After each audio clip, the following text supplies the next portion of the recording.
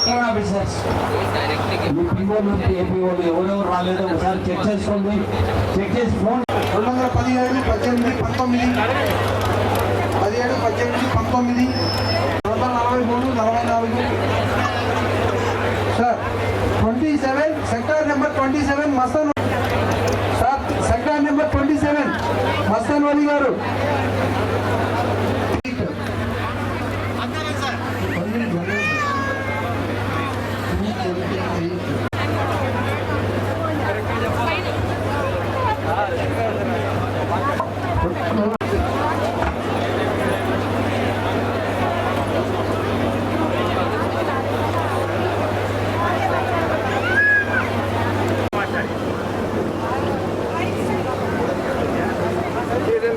మమ్మల్ని కూడా తీసుకోండి ఉండండి సార్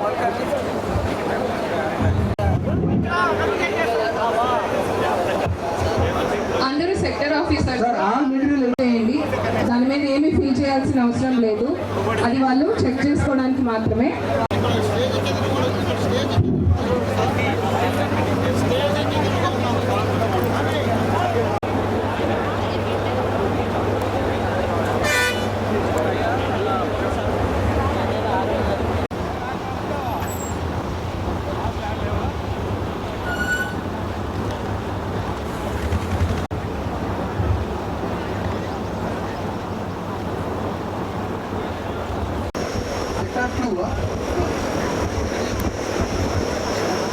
సిగ్నేచర్ మాత్రం చేయండి కంపల్సరీ. అది అంటే సిగ్నేచర్ కనుక మీరు అక్కడ చేయకపోతే మీరు రాలేదని చెప్పి స్టాఫ్ వచ్చారో ఫస్ట్ సంతకం పెట్టించుకోండి అని చెప్పి ఎగ్జామ్షన్స్ అవి అడుగుతున్నారు. ఫస్ట్ ఎవరైతే ప్రెసెంట్ అయ్యారో అందరినీ ఏఎస్పీ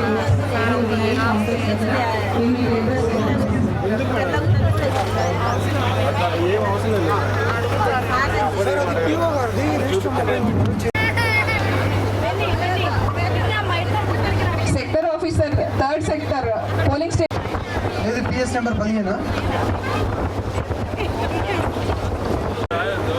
సెక్టర్ ఆఫీసర్స్ కి విజ్ఞప్తి, ఎక్కడైతే ఇంకా మెటీరియల్ చెకింగ్ స్టార్ట్ అవ్వలేదు ఒక ఎఫిషియెంట్ పర్సన్ ని మన సెక్టర్ ఆఫీసర్ మీరు కౌంటర్ ఆఫీసర్ దగ్గరికి వెళ్ళండి. కౌంటర్ 3 దగ్గర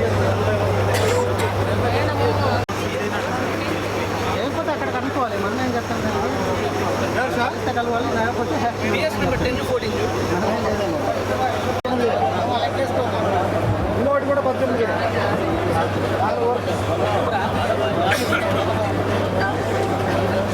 మీరు ఏ చెక్ లిస్ట్ రాసుకుంటున్నారో ఒకసారి చూసుకోండి.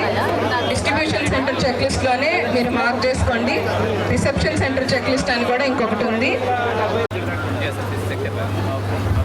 ఫస్ట్ మెటీరియల్ తెచ్చుకున్నారా? ఎవరు పిఓ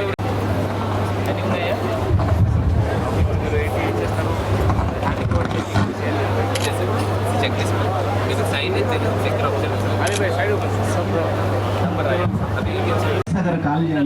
డిస్ట్రిక్ట్ కలెక్టర్ గారు వచ్చిన దాంట్లో అడ్డం లేకుండా రంగారెడ్డి కౌంటర్ దగ్గర ఎవరు లేదు.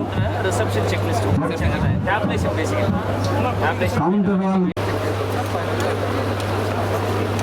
చెక్ చేసుకొని వాళ్ళకి ఇస్తున్నారా? ఒక్కొక్క సెక్టర్ది also check the sequence number only PO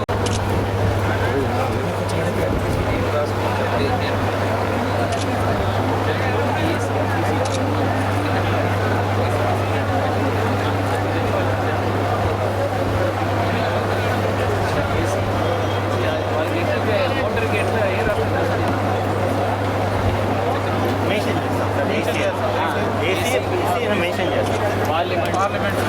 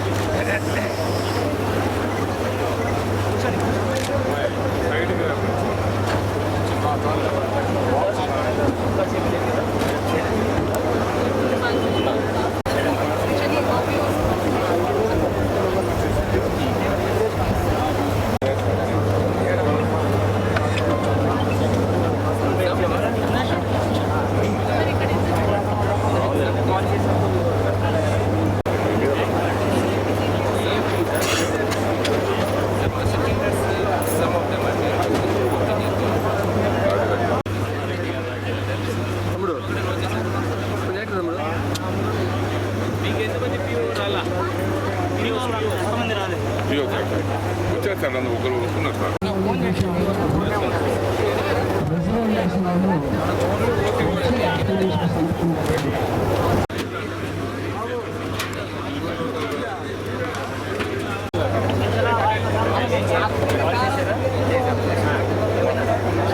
వస్తున్నాం అన్నారు కానీ ఇంకా మనకి సరిగ్గా రాను. కాలు ఇక్కడ కూడా సరిగ్గా పోవట్లేదు సార్. కానీ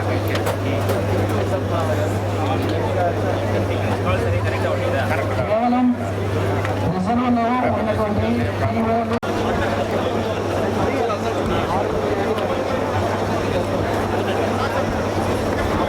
రూట్స్ కి ఒక పోలీస్ రూట్ మొబైల్ ఉంటుంది. అంటే దాంట్లో 2 ఆర్మ్డ్ పర్సన్స్ ఉంటారు. ఒక్కొక్క కౌంటర్ లో కొంతమంది ఆబ్సెంటీస్ కనపడుతున్నారు.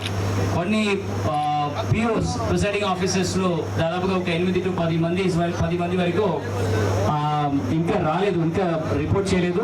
ఓపీఓస్ ఇంకా ఎక్కువ సంఖ్యలో ఇంకా రిపోర్ట్ అవ్వకుండా ఉంటున్నారు. దయచేసి మీ కలీగ్స్ అందరికీ కూడా సెక్టర్ ఆఫీసర్ ద్వారా ఆర్ పిఓస్ ద్వారా ఆర్ మీకు తెలిసిన కలీగ్స్ ద్వారా ఒక్కసారి వాళ్ళందరికీ చెప్పండి. ఇవాళ రిపోర్ట్ చేయకపోతే వాళ్ళ ఫోన్ నంబర్స్ కానీ ఆర్ వాళ్ళ కాంటాక్ట్స్ అని రింగ్ పోయి వాళ్ళు కాల్ అటెండ్ చేయకపోతే మాత్రము వాళ్ళందరూ కూడా సస్పెండ్ అవుతారని చెప్పేసాయండి. ఎందుకంటే ఇంతమంది కదిలి వచ్చినప్పుడు వాళ్ళకి ఒక కారణాలు లేకుండా వాళ్ళని ఇంట్లో కూర్చోడానికి అనుమతి చేయలేము. And especially this is an election ప్రక్రియలో ఈ విషయాల్లో మాత్రం క్రమశిక్షణ లేకుండా మనం ముందుకు వెళ్ళలేము. దానివల్ల అధికారులు అందరూ కూడా ఎవరెవరు పిఓస్, ఓపీఓస్, ఏపీఓస్ ఇప్పుడు దాకా రిపోర్ట్ అవ్వలేదు, ఎవరెవరు మీకు కాల్ చేసేసి అటెండ్ చేయలేదు, ఆ లిస్ట్ అన్ని కూడా ఇప్పుడు ఇక్కడ డెస్క్ కి పంపించేయండి డయాస్ లో. మరొకసారి నేను వాళ్ళకి సందర్భం ఇస్తాను. అట్లీస్ట్ ఇంకా ఒక గంట లోపల ఎవరెవరు రిపోర్ట్ అవ్వలేదు దయచేసి కాల్ చేసేసి నేను వస్తాను అని రిపోర్ట్ చేసేసుకోవాలి. ఎవరైనా సీరియస్ గా ఇల్లు అయిన వాళ్ళు సపోజ్ మీకు డ్యూటీ ఇచ్చేసి ఈ టైం మధ్యలో కొంతమందికి ఏదైనా సీరియస్ ఇల్ హెల్త్ అయిపోయింది. ఇప్పుడు ఒక కౌంటర్ లో ఒక పర్సన్ కి స్ట్రోక్ వచ్చింది, అక్కడ ఇంట్లోనే ఎర్లీ మార్నింగ్ స్ట్రోక్ వచ్చిందని చెప్పడం జరుగుతుంది. అలాంటి అన్ఫార్చునేట్ ఇన్సిడెంట్స్ తప్ప మిగిలిన ఎవరు కూడా ఏదైనా నాకు ఇంట్లో బాగాలేదు అని చెప్పుకొని ఇంట్లో కూర్చోడానికి వీల్లేదు. కాకపోతే మాత్రం చాలా చాలా సివియర్ రియాక్షన్స్ ఇనిషియేట్ తీసుకుంటారు. Okay, this is first instructions. Otherwise ఈ రోజు చాలా మంది ఎర్లీగా పోయి రావడం జరిగింది. మీకు కావాల్సిన ప్రతి బస్సెస్ అన్ని కూడా రెడీగా ఉంటుంది. భోజనాల కార్యక్రమం కూడా ఈ ఎంట్రన్స్ ఆఫ్ ద స్కూల్లో ఏర్పాటు చేస్తున్నాము. మీ first statutory non statutory materials అన్ని కూడా మీరు చెక్ చేసుకున్న తర్వాత కొన్ని చోట్ల ఈవీఎంస్ కూడా ఆల్రెడీ చెక్ చేసేసి పెట్టుకొని కూర్చున్నారు.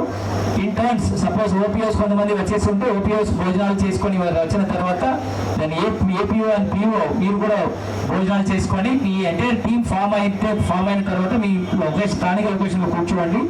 సెక్టర్ ఆఫీసర్ మీ తరపున ఉన్న అన్ని టేబుల్స్ లో ఉన్న అన్ని అధికారులు రిపోర్ట్ అయ్యి అందరూ భోజనం చేసేసి ఈ మెటీరియల్స్ ప్లస్ ఈవెంట్స్ 2 కూడా తెచ్చుకున్నారు అని మీ చెక్ లిస్ట్ ఇచ్చిన తర్వాత ఈ బస్సెస్ కి అలర్ట్ మెసేజ్ ఇవ్వడం జరుగుతుంది. వాళ్ళని పిలిపించేసి వాళ్ళని ఎక్కించేసుకొని వాళ్ళ రూట్స్ వాళ్ళని స్టార్ట్ చేయడానికి వీలు ఉంటుంది. ఒక్కొక్క పోలింగ్ స్టేషన్ల మీద దింపుకొని లాస్ట్ పోలింగ్ స్టేషన్స్ వరకు వెళ్తారు.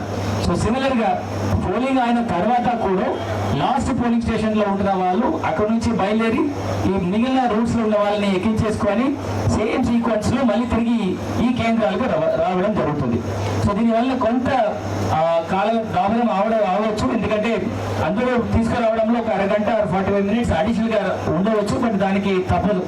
ఈ పోల్డ్ ఈవీఎంస్ ఈ పోలీస్ బందోబస్తు లేకుండా ఈ ఎస్కార్ట్ వెహికల్ లేకుండా తీసుకురావడానికి వీల్లేదు. దానివల్ల మీరు కొంచెం ప్రశాంతంగా ఒక అరగంట కానీ 45 minutes వెయిట్ చేసేసుకొని మీరు తీసుకురావడం జరుగుతుంది. మార్కాపూర్ నియోజకవర్గం సంబంధపట్టిన పోలింగ్ పర్సన్స్ ఈవీఎంస్ ఇక్కడ ఎస్వికేపి ఈ డిగ్రీ కాలేజ్ నుండి డిస్ట్రిబ్యూషన్స్ ఏర్పాటు చేయడం జరిగింది.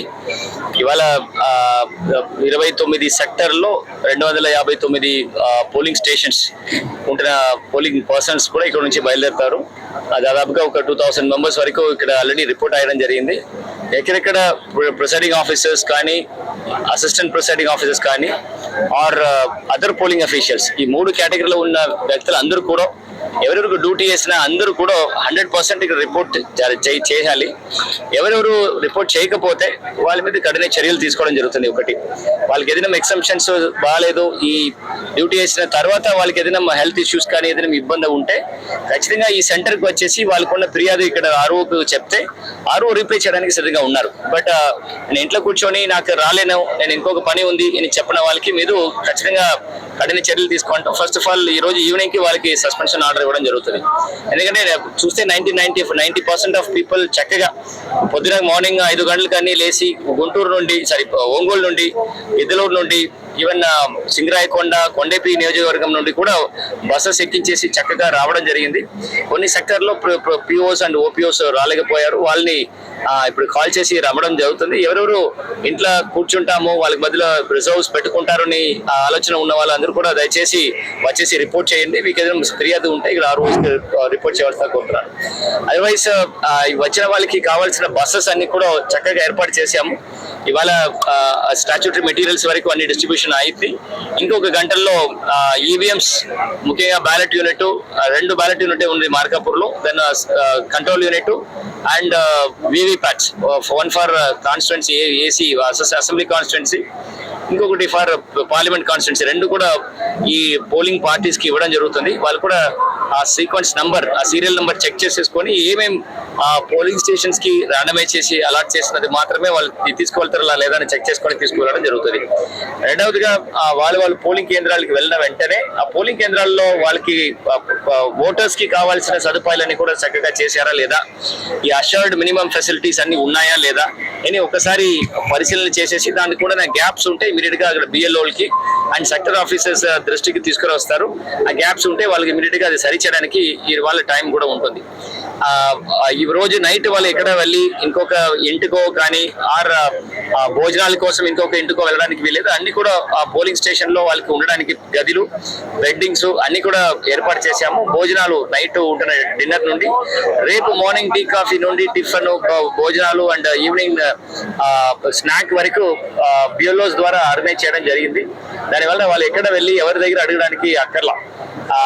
అలాగే వాళ్ళు అక్కడ నుంచి పికప్ చేసుకుని పోలింగ్ అయిన తర్వాత వాళ్ళని పికప్ చేసి తీసుకురావాల్సిన వెహికల్స్ అన్ని కూడా అక్కడే ఉంటుంది. వాళ్ళతో పాటు పోలీస్ రూట్ మొబైల్ కాన్వాయ్ తో వాళ్ళు తిరిగి రావడం జరుగుతుంది. వచ్చిన వాళ్ళ దగ్గర సేమ్ ప్లేస్ లో ఇక్కడ మనం ఉంటున్న ఈ కాలేజీలోనే రిసెప్షన్ సెంటర్స్ కూడా పెట్టడం జరుగుతుంది. సో దాంట్లో సెన్సిటివ్ మెటీరియల్స్ అంటే మనకు కూడా ఈవీఎంస్ ఉంటున్న మెటీరియల్స్ అన్ని కూడా స్పెషల్ కౌంటర్ లో and other statutory material general counter లో ఇచ్చేసి ప్రతి ఒక్కటికి వాళ్ళు చెక్ లిస్ట్ ప్రకారం జమ చేసిన తర్వాత వాళ్ళకి ఈ పిఓ డైరీలు 17A 17C ఇది అన్ని కూడా కరెక్ట్ గా రాశారా అని చెక్ చేసిన తర్వాత వాళ్ళకి రిలీవ్ చేయడం జరుగుతుంది.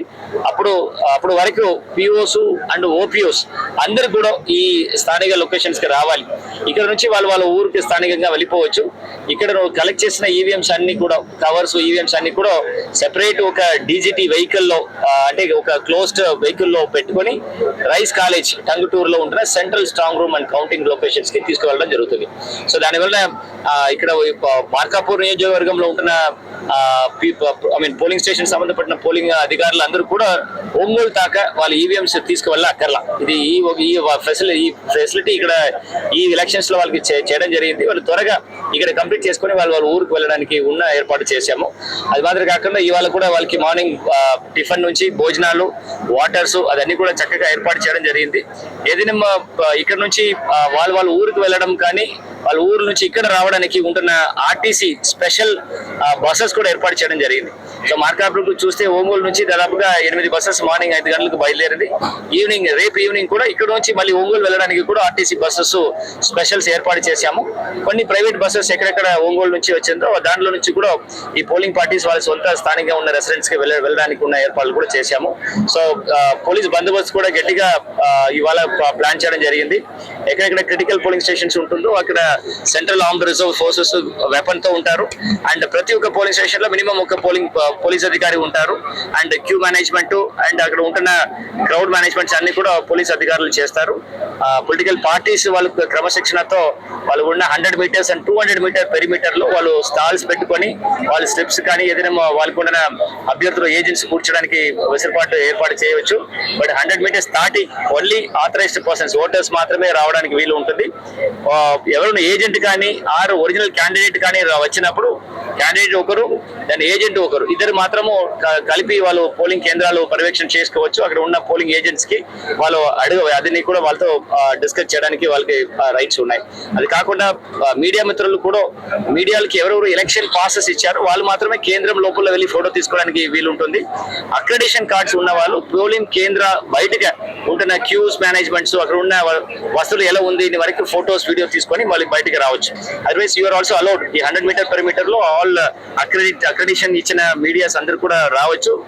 బయటగా ఫోటో తీసుకొని వెళ్ళిపోవచ్చు. ప్రిసైడింగ్ ఆఫీసర్ అధికారి అనుమతితో పాటు మాత్రమే అక్కడ ఎలక్షన్ పాస్ ఇచ్చిన అధికారులు ఎలక్షన్ పాస్ ఇచ్చిన మీడియాలు లోపల ఫోటో తీసుకోవడానికి వీలుంటుంది.